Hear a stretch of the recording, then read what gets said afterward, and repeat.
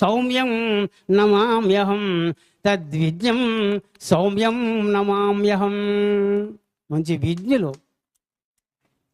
ఎక్కడ ఎలా ఉండాలో, ఏ విషయంలో ఎలా స్పందించాలో, ఎవరి పట్ల ఎలా తన సౌహార్దాన్ని పంచిపెట్టాలో తెలిసిన విద్యలు మన గురువు గారు. సౌమ్యం, ఎంత విజ్ఞులైనా, ఎంత విద్యావేత్తలైనా, ఎంత విజ్ఞాన కడులైనా సౌమ్యంగా లేకపోతే ఎవరు దగ్గరికి రారు. మూర్తి ఉంచిన సౌమ్యం ఏదైనా ఉంది అంటే అదే మన గురువు గారు.